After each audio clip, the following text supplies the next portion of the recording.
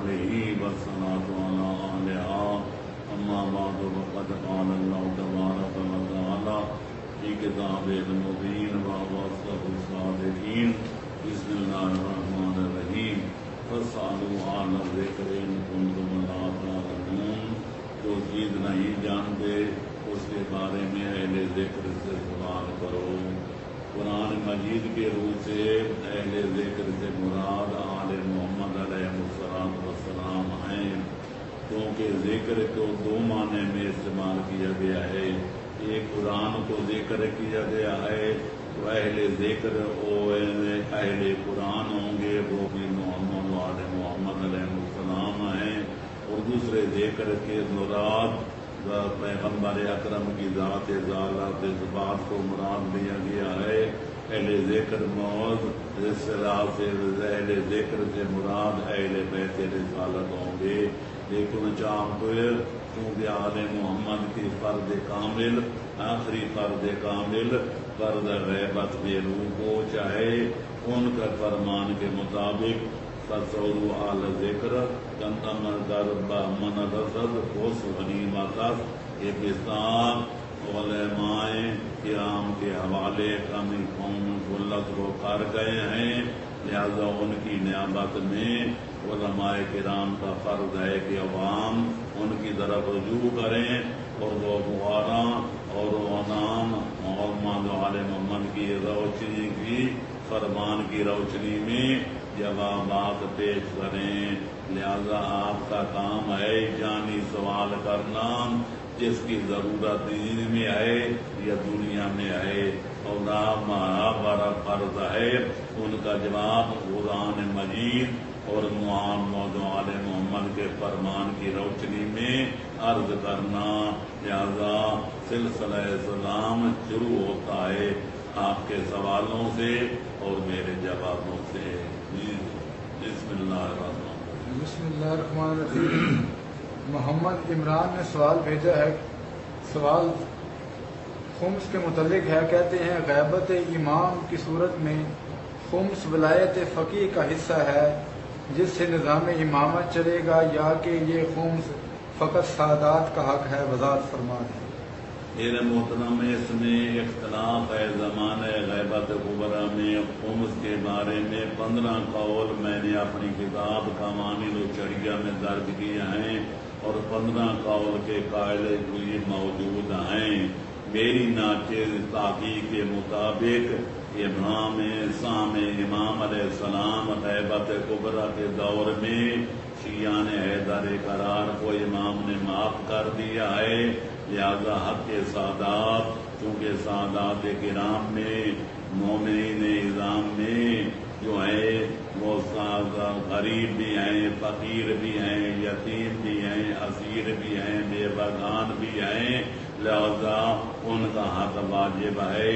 لہذا اس لحاظ سے میری ناصیر تحقیق کے مطابق سام امام معاف ہے، سام سادات واجب ہے. اگر قتل ہو کہ عارضی فلانا مستحق ہے، سید بھی ہو، مومن بھی ہو اور سال کے اخراجات نہ رکھتا ہو، اس کو آپ خمس دینے والا بھی دے سکتا ہے، اور چاہے تو علماء کرام کے پاس بھیج دے تاکہ وہ تحقیق کر کے مستحقوں تک ان کا حق پہنچائیں. دوسرا سوال یہ ہے کہ نماز آیات کے متعلق ہے. کیا نماز آیات فرض ہے اور کن کن آفات کے رونما ہونے پر پڑھنی چاہیے؟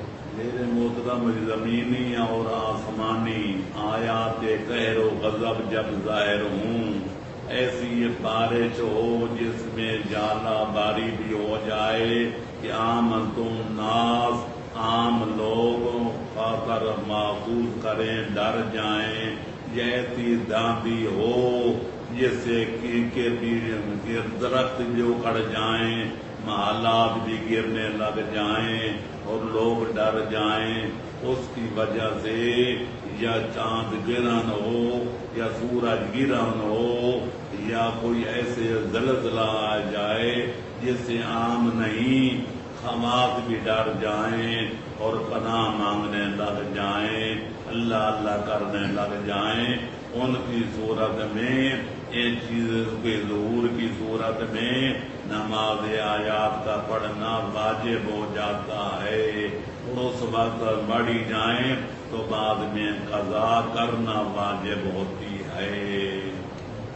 عاشق حسین نے اسلام کے بعد سوال بھیجا ہے، کہتے ہیں آپ اس بارے میں کیا فرماتے ہیں؟ میں نے روڈ کے ذریعے یعنی سڑک کے ذریعے زیارات میں گیا ہوں، اس کے اخراجات پہ کوئی خمس وغیرہ واجب ہے تو بتا دیں۔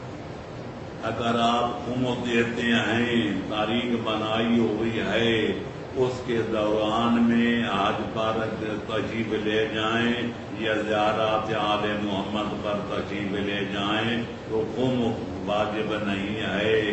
لیکن اگر آپ خمس کے عادی نہیں ہیں، آپ کے پاس جو رقم ہے وہ غیر مخمس ہے، غیر مزکا ہے، تو جب تک اس کا خمس ادا نہیں کریں گے یا زکوٰۃ واجب ہے تو زکوٰۃ ادا نہیں کریں گے، آپ کو رقم میں تصرف کرنا جائز نہیں ہے، لہذا اس کا خمس بھی ادا کرنا چاہیے، اور زکوٰۃ واجب ہے تو وہ بھی ادا کرنی چاہیے، تب زیارات قبول ہوں گی۔ زیارات آل محمد کرنا کار ثواب ہے، مستحب ہے، اور زکوٰۃ و خمس ادا کرنا واجب ہے۔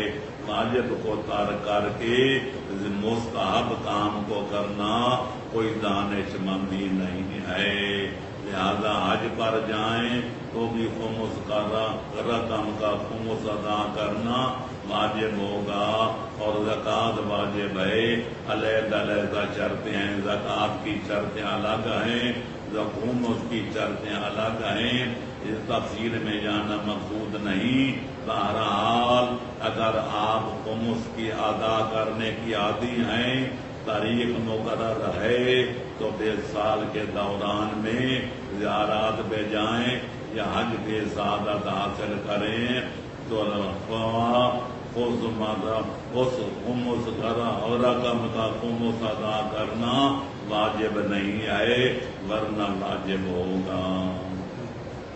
عمران حیدر سلام کے بعد سوال پوچھتے ہیں کہ کیا پہلی محرم سے 10 محرم تک روزے رکھنے سنت ہیں کہ نہیں؟ ہاں، روزے عاشورہ روزہ رکھنا بنی امیہ کی سنت ہے۔ معصومین فرماتے ہیں کہ روزے کی نیت نہ کرو، لیکن سب کچھ فاقہ رکھنا، روزے کی طرح رہنا، عصر کے وقت تک غروب آفتاب جب 3 گھنٹے یا 2.25 گھنٹے رہ جائیں، فاقہ شکری کر لینی چاہیے، نیت روزے کی نہیں کرنی چاہیے۔ باقی یہ 9 تاریخ تک اگر روزہ رکھنا چاہیں تو مستحب ہے، اس میں کوئی شک و شبہ نہیں ہے۔ قبلہ عرب امارات سے سید جعفر عباس سلام کے بعد سوال پوچھتے ہیں، قبلہ کیا عورت کا اپنے دیور کے بیٹے سے کہ جب وہ بالغ ہو جائے حجاب فرض ہے جو اس خاتون کے سامنے پیدا ہوا ہے؟ ہاں بالکل، جس سے نکاح ہو سکتا ہے اس سے پردہ کرنا واجب ہے، اور ظاہر ہے کہ چچی شریعت محمدیہ میں ممانی ہو یا چچی ہو، اس سے نکاح کرنا جائز ہے، ذات کا پردہ کرنا واجب ہے۔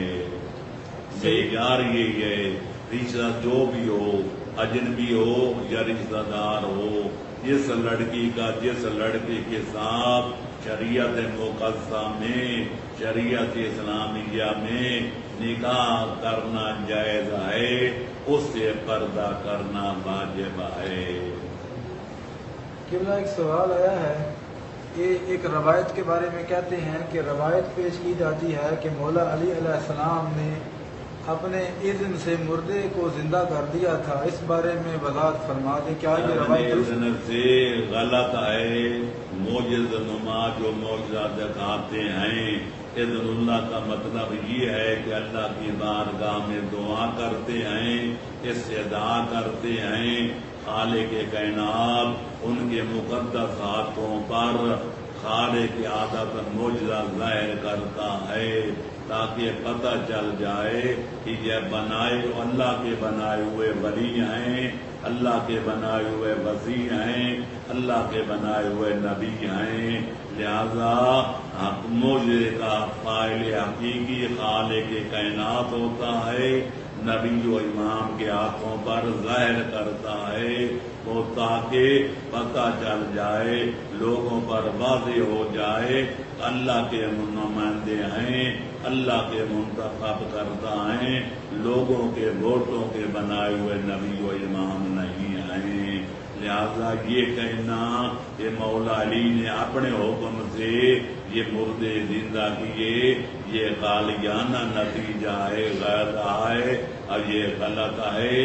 मोजज़नुमा अल्लाह की बारगाह में दुआ करते हैं, हालात के बदले से हालात बदल से जाते हैं। कभी 2 रकात नमाज पढ़ के दुआ करते हैं, कभी लंबी चौड़ी दुआ करते हैं, कभी कुछ भी नहीं करते, अल्लाह से राब्ता करते, अल्लाह से धीमा बैना हुआ बैन अल्लाह दुआ करते हैं, जाहिर में फौरन मोइज़ा जाहिर हो जाता है।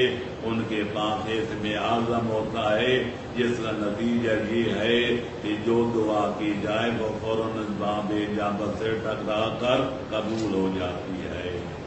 ताबिश रिजवी साहिब ने कराची से सवाल पूछा था, जो ख़वातीन फ़िक़्ह की तालीम हासिल कर लेती हैं वो अपने शोहर पर यह दलील कायम करती हैं कि इस्लाम में बीवी पर घरेलू काम काज वाजिब नहीं है। इससे शोहर को इस हालत में शोहर को क्या करना चाहिए? बीवी इस मामले में हक बजाने में है कि नहीं?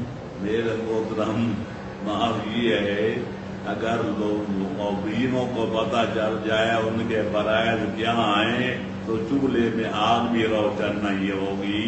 मैं मानो कि हमारे यहाँ ये रस्म है, रिवाज है और आकद का वक्त लड़की को पता होता है, लड़के को भी पता होता है। आकदो इज़्दिवाज का मतलब ये है घर का काम औरत करेगी, बाहर का काम शौहर करेगा। कमाना शौहर का काम है, खर्च करना और शौहर का काम है, सलीके के साथ औलाद पैदा करना, घर का निजाम चलाना ये औरत का काम है।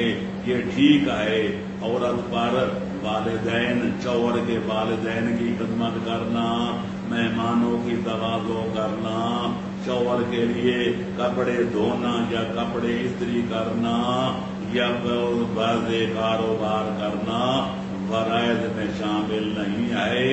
औरत के मसाइल ये हैं कि घरू औलाद या नाक़द निकाह किया जाता है नस्ल बढ़ाने के लिए, शावरज़ानी मिटाने के लिए और ज़िनाकारी से बचने के लिए। बाकी रह गया ये कि अखलाक के मार से, अखलाक के जोर से औरत को ऐसा गर्विदा कर लिया जाए तो खुशी खुरमी से अपने फरैज अदा करे, घर का निजाम चलाए तो फिर कोई हरज नहीं आए। हमारे यहाँ ये अक़द के वक्त पता होता है कि औरत को भी घर का निजाम मैंने चलाना है और शौहर को भी पता होता है कि बैर का काम मैंने करना है और घर का काम जो औरत ने करना है। लिहाजा ये औरत को बच्चे को दूध पिलाने की भी शौहर से उजरत वाला करे तो उस पर अदा करना वाजिब है। बच्चे के कपड़े न धोए तो भी उस पर वाजिब नहीं है। अखलाक के जरिए मियाँ बीवी दोनों मामलात सुलझा लें तो बेहतर ये होता है और जैसा निज़ाम चल रहा है ये ठीक चल रहा है।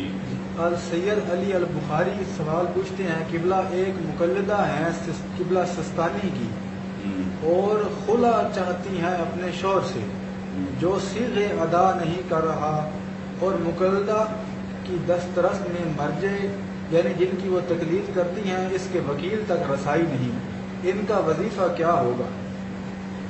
میرے محترم اگر وہ حق بجانب ہیں، چور ان کے حقوق ادا نہیں کرتا، لیکن وہ نام نفق بھی نہیں دیتا، باقی فرائض جو ہیں زوجیت کے شوہر کے وہ بھی ادا نہیں کرتا، تو عورت کو حق پہنچتا ہے کہ حاکم شرع کی طرف رجوع کرے۔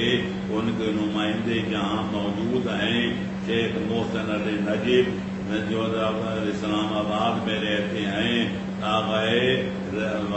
سیستانی کے نمائندہ ہیں، ان سے رجوع کر کے اگر شوہر طلاق بھی نہ دے، اخراجات بھی ادا نہ کرے، تو شوہر کا عورت کا فرض ہے کہ حاکم شرع تک اس کے نمائندے تک رجوع کرے، اور اس کا کام ہے نمائندہ کا کہ دونوں باتوں کی تحقیق کرے۔ اگر وہ دعویٰ سچا ہے، شوہر ادا بھی نہیں کرتا حقوق زوجیت اور طلاق بھی نہیں دیتا، تو حاکم شرع کو جو اس نمائندے کو حق پہنچتا ہے کسی کا طلاق جاری کر کے لڑکی کو فارغ کر دے۔ ایسا ہر مسئلے کا حل شریعت میں موجود ہے۔ عدالت میں جائے گی، عدالت کا خلا صحیح نہیں ہے۔ ہمارے مذہب میں خلا کی بھی شرطیں ہیں اور مثلا عام طلاق کی بھی شرطیں ہیں، جب تک ان کو شرائط کے مطابق ادا نہ کیا جائے اس وقت تک طلاق خلا باقی ہوتی ہے، نہ عام طلاق باقی ہوتی ہے۔ برطانیہ سے حاجی لیاقت، مبشر حسن، محمد علی ہاشر، ملک صابر، حاجی عابد، سید اشتیاق کاظمی اور دیگر مومنین کی طرف سے سلام پہنچا دیں اور دعا کی التماس ہے۔ ماشاء اللہ، علیکم وعلیکم السلام۔ اللہ ذات کو زندہ اپنے زمان میں رکھے، خوشیاں دکھائے، غم و ہم سے نجات دلائے، اور خالق کائنات آپ کو اپنے زمان میں رکھے۔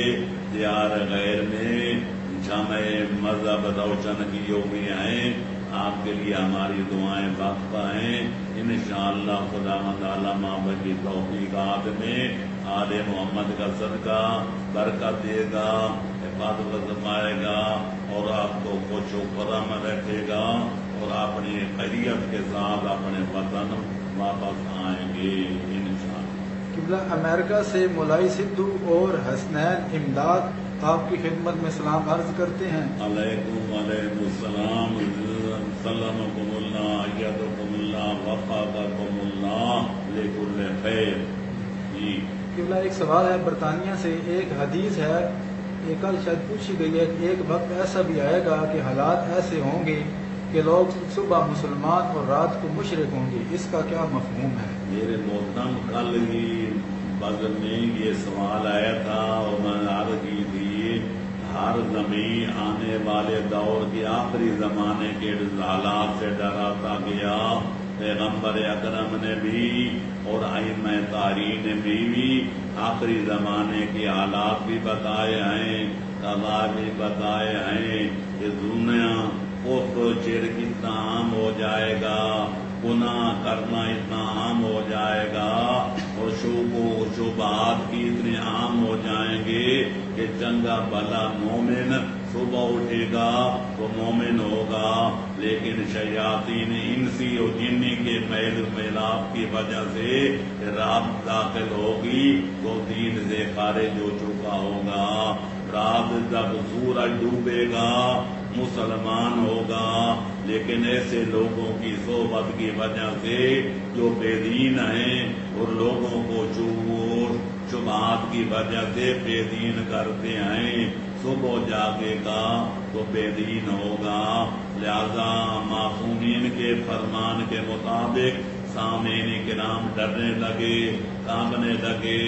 امام نے اور پوچھا، مولا اگر ہمیں وہ زمانہ نصیب ہو جائے تو اپنے ایمان کی سلامتی کے لیے کیا کام کریں؟ امام عالی مقام نے صادق آل محمد علیہ السلام نے فرمایا کہ دعائے غریب کو پڑھا کرنا، جو دعائے غریب کو پڑھے گا اس کا ایمان سلامت رہے گا، محکم رہے گا، توانا رہے گا اور چک و چوبہ سے محفوظ رہے گا۔ لوگوں نے عرض کیا مولا کو دعائے غریب کیا ہے؟ فرمایا ہر نماز کے بعد چند بار یہ دعا پڑھ لیا کرو، یا اللہ یا رحمانو یا رحیم یا مقلب القلوب ثبت قلبی علی دینک، یا اللہ یا رحمانو یا رحیم یا مقلب القلوب ثبت قلبی علی دینک۔ انشاءاللہ یہ پڑھا کرو گے تو تمہارا ایمان ڈاوا ڈول نہیں ہوگا، تمہیں ثابت قدم رہو گے، تمہارا خاتمہ اسلام پر ہو اور ایمان پر ہوگا، اور جب مومن ہو کر مرو گے تو سیدھے جنت الفردوس میں جاؤ گے۔ جی قبلہ عاشق حسین نے ایک روایت کی وضاحت چاہتے ہیں۔ کچھ اہل منبر عرصہ دراز سے پڑھتے ہیں کہ شمر لعین نے سید الشہداء امام حسین علیہ السلام کو حالت سجدے میں شہید کیا تھا، اس کی وضاحت فرما دیں۔ محترم یہ روایت میں نہیں ملتا۔ امام علیہ السلام نماز ظہر جماعت کے ساتھ پڑھ چکے تھے، جس کے بارے میں شاعر کہتا ہے نہ مسجد میں نہ بیت اللہ کی دیواروں کے سائے میں نماز عشق ادا ہوتی ہے تلواروں کے سائے میں، اور نماز عصر کے وقت داخل ہونے سے پہلے امام عالی مقام کو شہید کر دیا گیا تھا، لہذا اس نے امام کو اوندا لٹا کر پس گردن سے شہید کیا تھا۔ یہ روایت کے لفظ ہیں جو عام مشہور ہے، حضرت سجدے میں تھے، یہ بنیاد نظر آتا ہے، روایتیں اس کی تائید نہیں کرتی۔ اس بات پر میں نے اپنی سعادت الدارین کی مقتل الحسین میں تفصیل کے ساتھ گفتگو کیا ہے۔ قبلہ سوالات بہت دو آئے ہیں، جو ایک سعودی عرب سے آیا ہے اور ایک یہاں سے، کہ وہ وہاں کے امام کے پیچھے نماز پڑھنے کے بارے میں دریافت کرنا چاہتے ہیں۔ جب امام پیش نماز مومن نہ ہو اور حفظ رسمی برادری کے لیے رواداری کے لیے نماز اکٹھی پڑھنی پڑ جائے تو قرادہ کی نیت سے رات نماز پڑھ سکتے ہیں، اپنی اذان کہیں، اپنی اقامت کہیں، اور سواد قیام کے ساتھ قیام، قود کے ساتھ قود، رکوع کے ساتھ رکوع، سجود کے ساتھ سجود، یہ ادا کرتے جائیں، قرادہ کی نیت نماز پڑھتے جائیں، اپنی قرات بھی کرتے جائیں۔ جہاں جہر معاف ہے، جاری نماز بھی ہو تو آپ ایک بات سے پڑھ سکتے ہیں، لیکن نیت اقتدا کی کر کے نہیں پڑھ سکتے، چونکہ شرط ہے کہ پہلی شرط یہ ہے کہ پیش نماز مومن ہو، دوسری شرط یہ ہے کہ عادل ہو، تیسری شرط یہ ہے کہ اس کی قرات صحیح ہو۔ پہلی شرط ہی نہیں پائی جاتی تو باقی شرائط کا کیا کہنا۔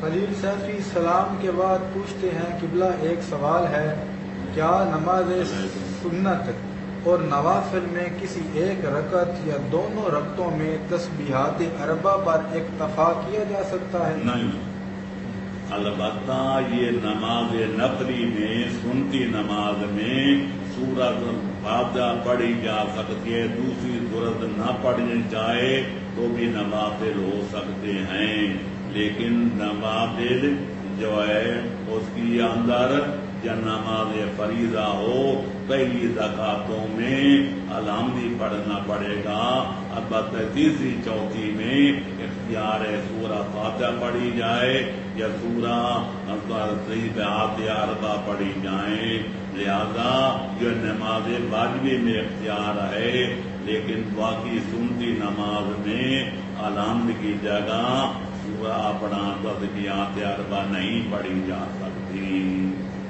دو دوستوں نے سوال بھیجا ہے مختلف ذرائع سے۔ سوال زنجیر زنی کے متعلق ہے، کہتے ہیں کہ کیا زنجیر زنی جائز ہے اکثر علماء کرام اس مسئلے پر وضاحت نہیں کرتے. آپ روشنی میں نے وضاحت کے ساتھ لکھا ہے اپنی کتاب، اپنا کیا نام ہے، اصلاح و رسوم ظاہرہ بے کلام فطرت ظاہرہ.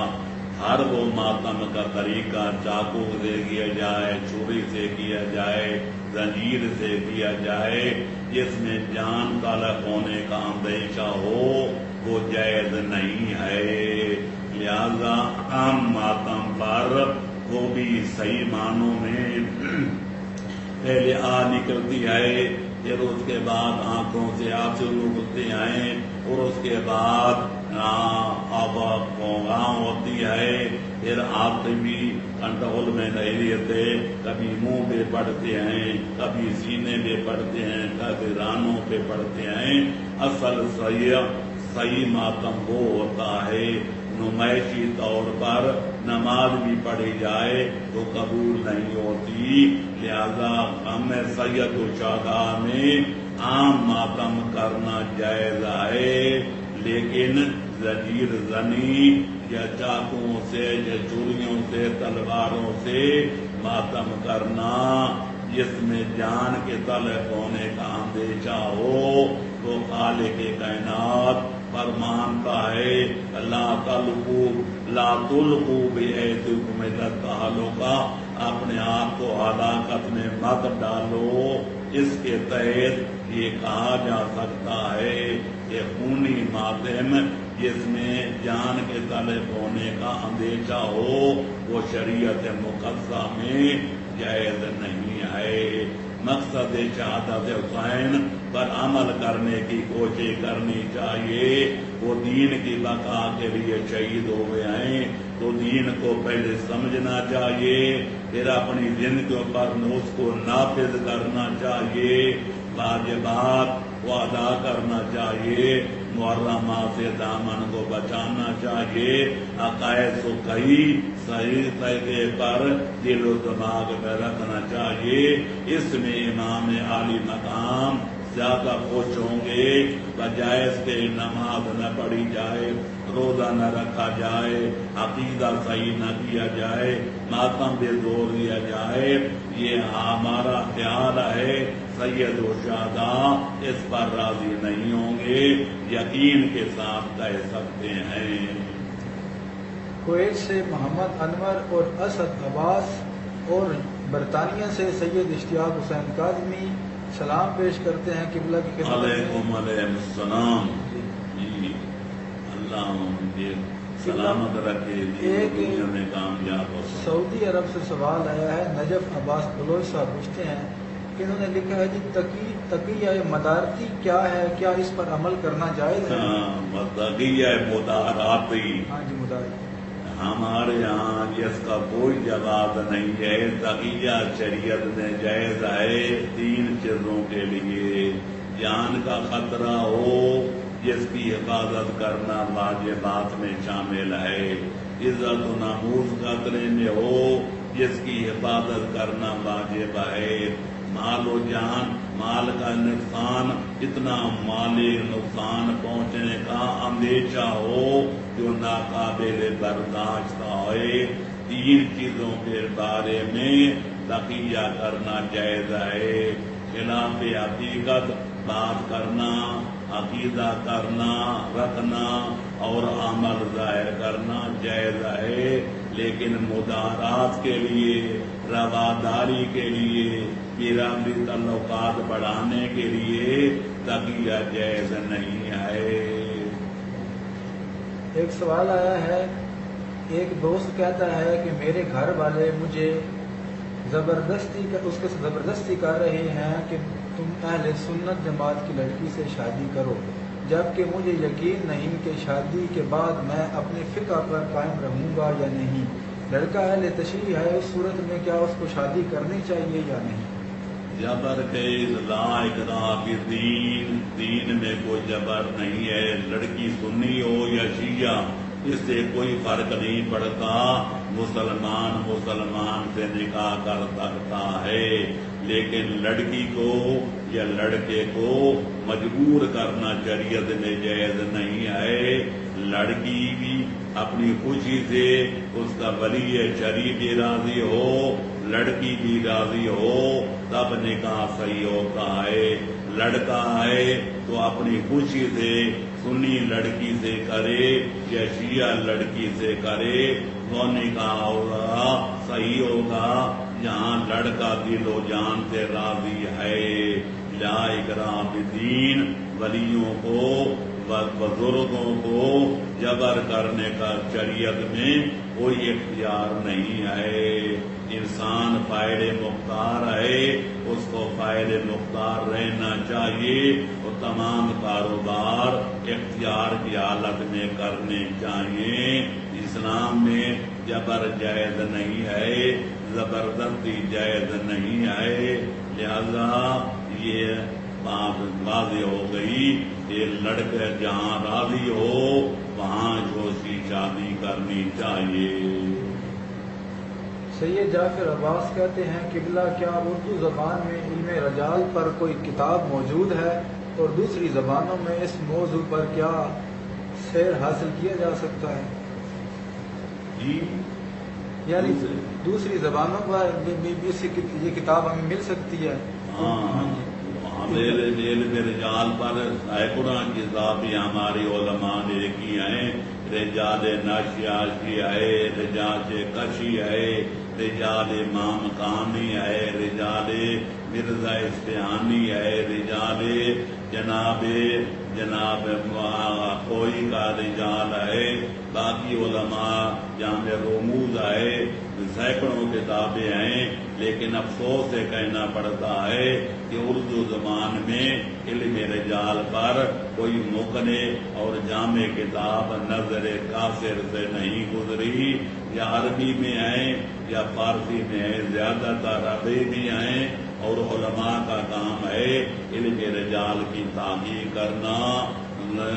باتوں کے پرکھنے کے لیے علم رجال کی ضرورت ہوتی ہے کہ روایت فلانی روایت کا فلاں راوی ہے، وہ سکھ ہے یا قابل تصدیق نہیں ہے، عادل ہے یا فاسق ہے، شیعہ ہے یا سنی ہے، یہ زبردست علم رجال میں ہوتی ہیں۔ لہذا علماء کرام نے عربی زبان میں کتابیں لکھی ہیں، اور علماء کرام عربی پڑھ دیتے ہیں۔ اردو میں عوام کے لیے یہ فن موضوع نہیں ہے، مفید نہیں ہے، لہذا اس کا ترجمہ کرنے کی زحمت نہیں کی گئی۔ شہزاد نے سوال بھیجا ہے، کہتے ہیں جی میں اہل سنت ہوں لیکن آپ کا معتقد ہوں، مولانا صاحب کی خدمت میں میری طرف سے سلام کریں اور صحت کے لیے التماس دعا، ایکسیڈنٹ ہوا ہے ان کا اور چلنا ان کے لیے مشکل ہے۔ خدا مندعلم آپ کو آل محمد کا صدقہ صحت کاملہ عطا فرمائے۔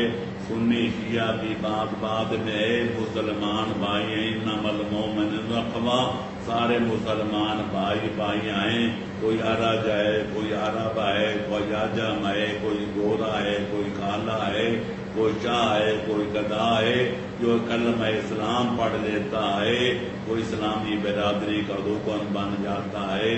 آپ عزیز ہیں، ہماری دعائیں آپ کے ساتھ ہیں، اللہ آپ کو زندہ رکھے، سلامت رکھے، اور تحقیق جاری رکھیں گے، میری کتابیں پڑھیں گے، اصل فوائد تجلیات صداقت، خصوصی طور پر آپ کو پتہ چلے گا کہ اسلامی فرقوں میں کون سا فرقہ ناجی ہے اور کون سا فرقہ دین و دنیا میں کامیابی حاصل کرنے والا ہے۔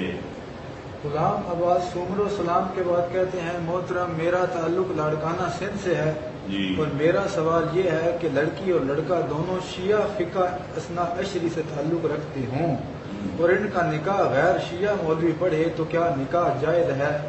ہاں میرے محترم، نکاح کے ارکان 3 ہیں، ایک جاب لڑکی کے طرف سے، لڑکا قبول لڑکی کی طرف سے، حق مہر مقرر کیا جاتا ہے، جو پہلے ادا کر جائے تو بہتر ہے، بندہ ان کا طلب بھی مقرر کیا جا سکتا ہے، تاکہ یہ رہے گی یہ بات کہ ہمارا سنی پڑھنے والا ہو یا شیعہ، فرق کوئی نہیں ہے.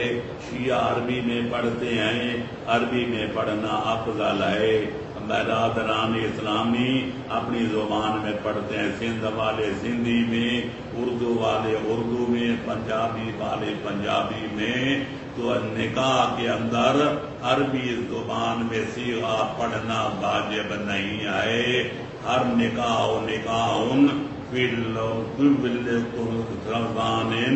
ہر زبان میں نکاح ہوتا ہے، جس میں پڑھا جائے، ایجاب بھی ہو، قبول بھی ہو، حق مہر بھی ہو. برادران سنت پڑھیں تو بھی صحیح ہے، شیعہ پڑھیں تو بھی صحیح ہے. لڑکی لڑکا راضی ہونا چاہیے، ایجاب و قبول ہونا چاہیے، حق مہر کا تعین ہونا چاہیے. کا ٹھیک ہے. ذیشان حیدری سلام کے بعد کہتے ہیں میرے ایک عزیز ہیں، ان کو ایک مسئلہ درپیش ہے. ان کے ذہن میں ایسے ویسے خیالات آتے رہتے ہیں جن کو وہ بیان ہی نہیں کر سکتی. کیا کیا جا سکتا ہے وہ ان خیالات کا جو خود بخود ذہن میں آتے ہیں؟ کوئی وظیفہ فرما دیں جزاک اللہ. میرے محترم، پہلی چیز تو یہ ہے کہ وسوسہ ڈالنا شیطان کا کام ہے. جو وسوسہ بے دور الناس فی صدور الناس من الجنۃ والناس، انسانی شیطان ہوں یا جنی شیطان ہوں، ان کا کام وسوسہ ڈالنا ہے. مومن کا کام ان کے وسوسے کو زائل کرنا ہے. اللہ پہ توکل کریں، اللہ پہ توکل کریں، آل محمد کے محابے میں دعا کریں. ماشاء اللہ لا حول ولا قوت الا باللہ کا وظیفہ جاری کریں. انشاءاللہ شیطانی خیالات سیاست تفکرات زائل ہو جائیں گے اور آپ کا ایمان محکم ہو جائے گا، مضبوط ہو جائے گا. لا حول ولا قوت الا باللہ العلی العظیم کا ورد کیا کریں. انشاءاللہ کوئی وسوسہ کارگر نہیں ہوگا، آپ کا ایمان سلامت رہے گا. اور اگر شک پڑھتے ہیں، وسواس پڑھتے ہیں، آپ کو پسند نہیں ہے، آپ ان کو دور کرتے ہیں، آپ کے مومن ہونے کی علامت یہی ہے. فتح مکین نے سوال بھیجا ہے، کہتے ہیں ایران میں اور مصر میں نبی انبیاء کرام پر فلمیں بنائی جاتی ہیں اور ان میں اس دور کے حالات دکھائے جاتے ہیں. کیا ایسی فلمیں حاصل کرنا اور دیکھنا جائز ہے؟ میرے محترم، ایران میں بن دیا ہے تو علماء ایران سے پوچھیں. ہمارا مرکز ایمان ہے. مصر میں بنتی ہیں تو علماء اہل سنت والجماعت سے پوچھیں. میں فلم کے نام سے آشنا ہونا ہوں، نام سن ہوا ہے، لیکن کبھی فارسی کی، عربی کی، اردو کی فلم دیکھی نہیں ہے. اس میں انبیاء کے اسلام مشابہ بندے بنائے جاتے ہیں، مقدرات کی جگہ کوئی نامحرم بنائے جاتے ہیں. تو باہر عورت کا مرد بننا یا مرد کا عورت بننا، گنہگار کا نبی بننا یا گنہگار کا امام بننا وہ بظاہر جائز نہیں ہے، لیکن بہتر یہ ہے. اور علماء ایران سے، علماء مصر سے رابطہ کریں، وہ بہتر جانتے ہیں وہ جائز ہے یا ناجائز ہے. میں اس بارے میں کچھ کہنے کے لیے پوزیشن میں نہیں ہوں. سید جعفر عباس پوچھتے ہیں جی، کتاب الرشاد لکھا ہے انہوں نے، میں ہے کتاب الرشاد میں ہے کہ امام حسن علیہ السلام نے امام حسین علیہ السلام کو زہر دینے والے کا نام معلوم کرنے پر بھی نہیں بتایا. تو کیا کسی معصوم کی روایت ہے کہ زہر دینے والا جادہ بنت اشد ہے؟ ہاں بالکل، روایتیں موجود ہیں، کتابوں میں موجود ہیں. اس میں شک و شبہ کا دے گی کوئی گنجائش نہیں ہے. خلیل سیفی پوچھتے ہیں قبلہ کیا حالت عشق مطلوب حق ہے؟ جی کیا حالت عشق مطلوب حق ہے؟ ان کا سوال یہاں تک ہے. سوالی مومل ہے جی ٹھیک. لفظ عشق حدیث محمد والے محمد میں مذکور نہیں ہے. جہاں تک تیری کی کتابوں کا تعلق ہے تمام محکمائے یونانی جو ہیں امراض سر میں سر کے امراض میں عشق کو بھی درج کرتے ہیں اور کہتے ہیں کہ اس کو عشق خلل دماغ کا، دماغ کے خلل کا نام محبت ہے، عشق ہے. اور اس کا علاج کیا ہے؟ وصال محبوب، محبوب ملا دو، اس کا عشق زائل ہو جائے گا، بیماری دور ہو جائے گی. اس کو امراض دل و دماغ میں لکھا گیا ہے کہ یہ دماغی بیماری ہے. اس کی فضیلت جو عام طور پر بیان کی جاتی ہے، جو عاشق ہو جائے پھر اپنے دامن کو بچائے اسی جنت میں جائے گا. اس حدیث کی صحت ہمیں معلوم نہیں ہے. جہاں تک میری تحقیق کا تعلق ہے، لفظ عشق پیغمبر اکرم ہوں یا ائمہ طاہرین ہوں، ان کے احادیث مبارکہ میں لفظ عشق موجود نہیں ہے. مرید عباس بلوچ نے سوال بھیجا ہے، سلام کے بعد پوچھتے ہیں کہ اگر علم ہو جائے کہ کوئی سراسر ممبر پر جھوٹ بول رہا ہے تو آپ کیا ارشاد فرماتے ہیں؟ ہمیں کیا اس صورت میں کیا کرنا چاہیے؟ اٹھ جانا چاہیے. اگر روک سکتے ہیں فتنہ فساد کا خطرہ نہ ہو تو اس کو ٹوک دیں. اگر فتنہ فساد کا خطرہ ہو تو خاموشی سے اٹھ جائیں. جھوٹ کا سننا، بیان کرنا بھی حرام ہے، سننا بھی حرام ہے، اور اس کی تائید کرنا بھی حرام ہے. لہذا جہاں غنا ہوتا ہو یا جھوٹ بولا جاتا ہو معصومین پر، ایسی محفل میں شرکت کرنا جائز نہیں ہے.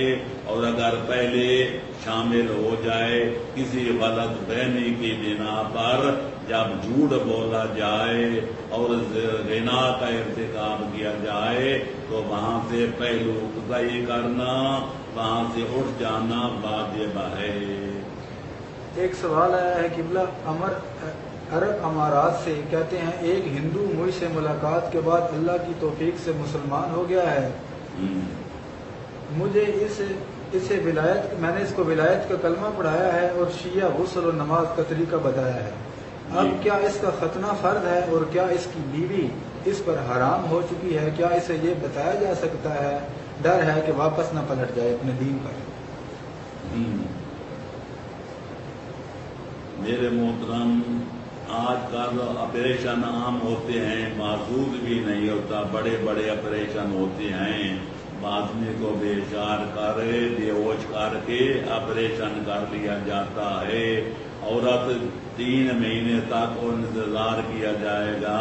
عورت بھی مسلمان ہو جائے تو سب کا نکاح برقرار رہے گا، لیکن اگر وہ اسلام نہ لائے تو نکاح ختم ہو جائے گا اور مرد کا تعلق ٹوٹ جائے گا. اللہ اس کو ثابت قدم رکھے.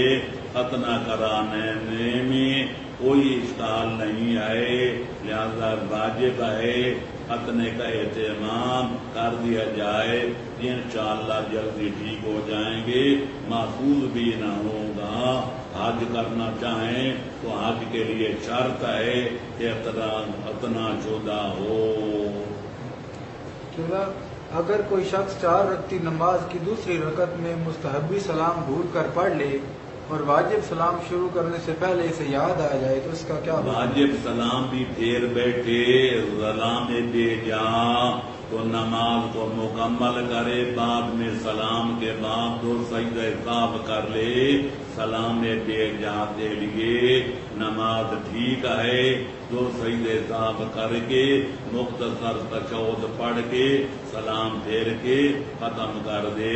تلافی معافات ہو جائے گی اور نماز صحیح رہے گی.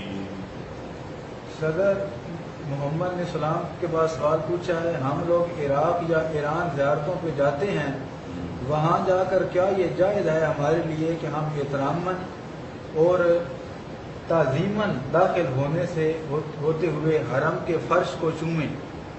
میرے محترم، اگر آپ فرش کو گونجے میں لہذا لوگ سمجھیں گے سجدہ کر رہے ہیں، سجدہ کرنا بھی غیر اللہ کو حرام ہے اور سجدے کی شکل بنانا بھی حرام ہے۔ لہذا سید و شہداء کی زیارت کے بعد جو دعا پڑھی جاتی ہے اس کے فکرے یہ ہیں: اللہم لک صلیت ولا رکعت ولا سجدت لأن سجود والرکوع لا تكون الا لک۔ یا اللہ گواہ رہنا میں نے نماز تیری پڑھی ہے، رکوع تیری ذات کو کیا ہے، سجدہ بھی تیرے لیے کیا ہے۔ کیا میں جانتا ہوں کہ نماز ہو یا رکوع ہو یا سجود تیری ذات کے سوا کسی اور ہستی کے لیے کرنا روا نہیں ہے، لہذا ایسی شکل نہیں بنانی چاہیے۔ ادبے کا بوسہ پوراٹ جو ہے دہلیز کو چومنے کی بجائے دائیں بائیں طرف جو بوسہ دے سکتے ہیں، ذریعہ مقدس کو چوم سکتے ہیں، لیکن سجدے کی شکل بنانا بھی فعل حرام ہے۔ البتہ نماز کے بعد سجدہ شکر ادا کرنا چاہیں کہ خالق اکبر نے مجھے توفیق دی ہے کہ آل محمد کی زیارت کا شرف حاصل کیا ہے، سجدہ شکر کرنا جائز ہے، لیکن محترم قبلے کی طرف منہ کیا جائے تاکہ پتہ چلے ذریعہ مقدس کو سجدہ نہیں کر رہا بلکہ خالق اکبر کو سجدہ کر رہا ہے۔ قبلہ اس میں ایک سوال ہے کہ وضو کے دوران کیا چہرے کو دونوں ہاتھوں سے دھویا جا سکتا ہے؟ نہیں، ایک ہاتھ سے دھونا کافی ہے، دونوں ہاتھ سے دھو دلیں کوئی حرج نہیں ہے۔ سر کے بانوں کے اگنے سے وجہ سے لے کر چھوڑی کی آخر تک اور دارد میں جہاں تک درمیانی انگلی اور انگوٹھا پہنچ جائے اس کا دھونا طول میں اور اثر میں واجب ہے، اور ایک ہاتھ سے چلو پانی کا ڈالا جائے تو کافی ہے۔ قبلہ مولائی سندھو صاحب نے ایک سوال بھیجا ہے، روایت کی تصدیق چاہتے ہیں۔ روایت ہے کہ امام زین العابدین علیہ السلام کے پاس کوئی شخص آیا، اس نے اپنا خواب بیان کیا اور اس نے کہا کہ میرے خواب میں سیدہ فاطمہ زہرا علیہ السلام آئی ہیں، اس حال میں کہ ان کے گود میں امام حسین علیہ السلام کا سر تھا۔ یہ خواب سن کر جناب امام زین العابدین نے اپنا سر مبارک کو دیوار کے ساتھ ٹکرا دیا اور اس کو جو ہے وہ زنجیر زنی کی اس کے حوالے سے سنت بنا کر پیش کیا جا رہا ہے۔ میرے محترم، میں نے آج تک کسی کتاب میں یہ روایت نہ دیکھی ہے، نہ پڑھی ہے، نہ سنی ہے۔ اللہ بہتر جانتا ہے اس روایت کے راوی کون ہیں، کس کتاب میں ہے، لکھنے والا کیسا ہے، عالم ہے، جاہل ہے، محقق ہے، غیر محقق ہے۔ آج تک میں نے دیانتداری سے کہہ رہا ہوں، نہ سنی ہے، نہ پڑھی ہے، نہ لکھی ہے، لہذا بہتر جانتا ہے اس کی حقیقت کیا ہے، لہذا اس کو جواز بنا کر یہ ماتم خونی ماتم کرنا یہ فساد فساد ہے، غلط بنیاد رکھ کر اس پر جاز کیا گیا ہے اور یہ شریعت میں جائز نہیں ہے۔ قبلہ دو سلام آئے ہیں، ایک مانچسٹر سے ہے علی مرتضیٰ صاحب، دوسرا سید اشتیاق کاظمی مولانا سید حسن رضا نقوی استاد العلماء کے پوتے برطانیہ سے سلام پیش کرتے ہیں۔ ہاں جی، علیکم علیہ السلام، زندہ رہو، سلامت رہو، ہماری دعائیں آپ کے ساتھ آئیں، خدا مند آپ کو اہتمام میں رکھے اور کی بند دین کے لیے موفق معید مسدد رکھے، اپنی حفاظت میں رکھے، توفیقات میں اضافہ فرمائے۔ سید مصطفیٰ صاحب کہتے ہیں کہ قبلہ گھر میں کچھ مخلوق یعنی جن شیاطین وغیرہ ہیں، وظیفہ پڑھتے ہیں، فائدہ نہیں ہوتا، دعائیں بھی کی ہیں، کچھ بتا دیں۔ جس گھر میں قرآن کی تلاوت کی جائے اور جس میں اذان دی جائے بلند آواز سے اس میں جنات داخل نہیں ہوتے، اور اگر شک ہو تو دعائے عرض جانا جو مفاتیح الجنان میں بھی ہے، میری کتاب ذات العباد لیوم المعاد میں بھی ہے، اس کو لکھ کر گھر میں رکھ دیں، انشاءاللہ جنات کا داخلہ ممنوع ہو جائے گا اور نکل جائیں گے اور کبھی واپس نہیں آئیں گے۔ اگر آدمی کو خطرہ ہو کہ جنات کا اثر ہوگا تو دعائے ابو گجانا ہرد ابو گجانا لے کر باندھ دیا جائے، گلے میں باندھ دیا جائے یا بازو پہ باندھ دیا جائے۔ معصومین کا فرمان ہے جنات کا اثر نہیں ہوگا، اور اثر آئے تو زائل ہو جائے انشاءاللہ۔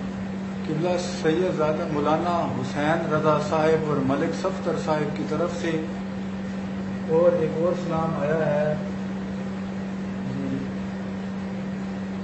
یہ سید جعفر عباس کی طرف سے سلام اور دعا کے لیے التماس دعا ہے۔ انشاءاللہ دعائیں کہ خدا مدالہ معافوہ بے زمان میں رکھے، موفق رکھے، معید رکھے، امر بالمعروف اور نہی عن المنکر کا فریضہ ادا کرنے کی سعادت عطا فرمائے، اور خدمت دین مبین کرنے کی عبادت عطا فرمائے، شر حاسدین سے، شر باغین سے، شر اعداء لیام سے آپ کی حفاظت فرمائے، اور دیار غیر میں کلمہ حق بلند کرنے کی توفیق ارزانی فرمائے۔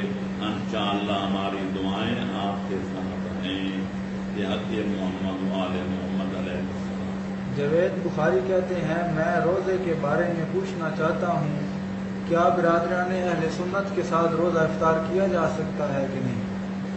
یہ بے شک کیا جا سکتا ہے، لیکن جب ایسا اتفاق ہو تو پکوڑے رکھی ہیں یا کھجوریں رکھی ہیں اپنے حصے کی اپنی طرف کر لیں، جب وہ لوگ برادران اسلامی کھولنا لگیں تو آپ قرآن کی تلاوت کرنا شروع کر دیں، الحمد پڑھیں، دوسری سورت پڑھیں، آیت الکرسی پڑھیں وغیرہ وغیرہ۔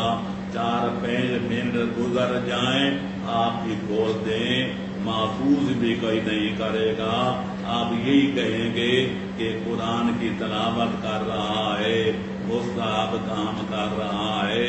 4-5 منٹ گزر جائیں پھر نوش جان آپ ہی کھول دیں، کوئی حرج نہیں ہے، اتحاد اسلامی کا مظاہرہ بھی ہو جائے گا، آپ کا روزہ بھی مکمل ہو جائے گا۔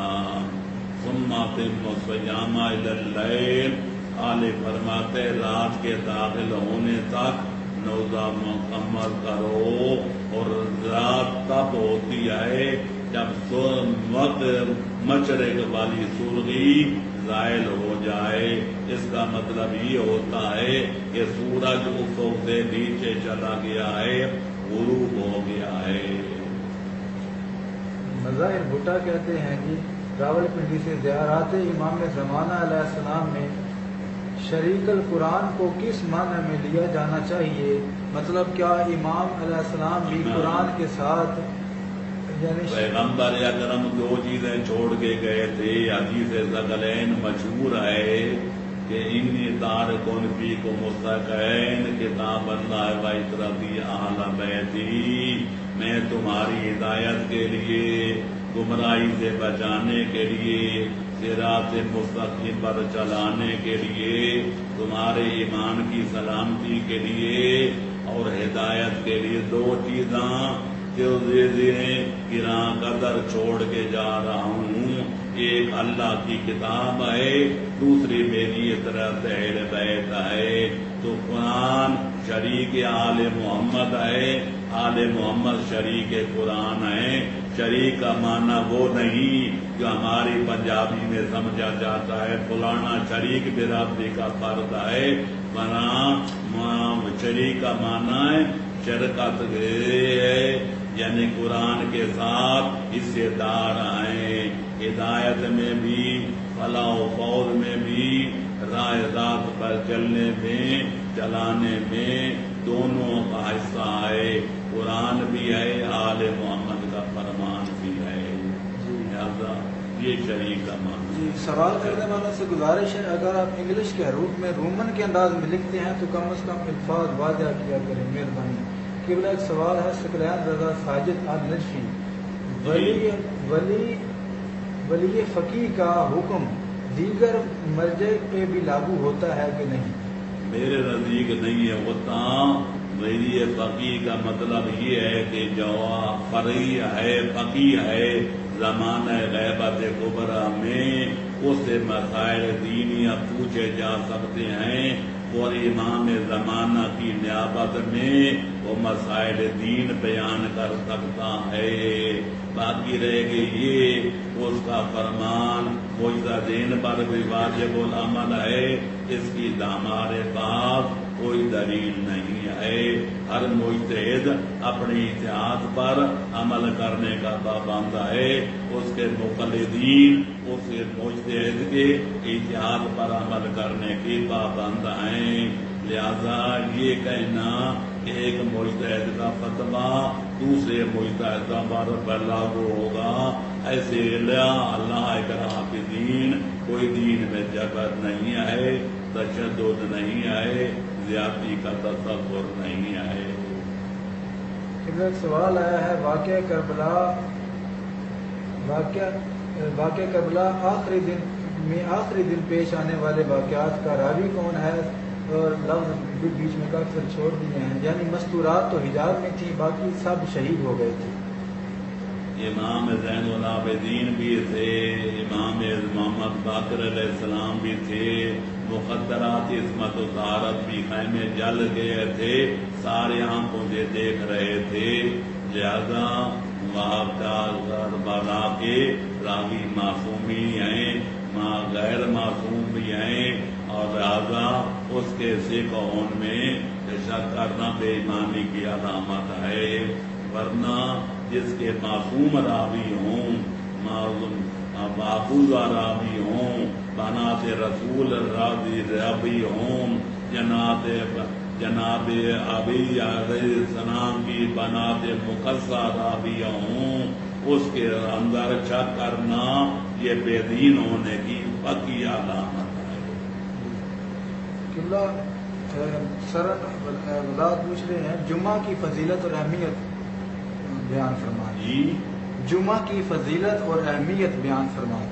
جمعہ اتنا واجب ہے کہ کائنات حضور فرماتا ہے اذا نودی جاء الذین آمنوا اذا نودی للصلاۃ من یوم الجمعہ فاسعوا الی ذکر اللہ وذروا البیع. اے اللہ کے ایمان مومنو، جب اذان جمعہ دی جائے تو دوڑ کر جمعہ نماز پڑھنے کے لیے جاؤ اور بیع و شراء کر دو. لہذا علماء کا فیصلہ ہے کہ جمعے کی اذان ہو جائے تو خرید و فروخت کرنا حرام ہے، باقی کام بھی حرام ہو جاتے ہیں جب تک نماز جمعہ سے فارغ نہ ہو جایا جائے.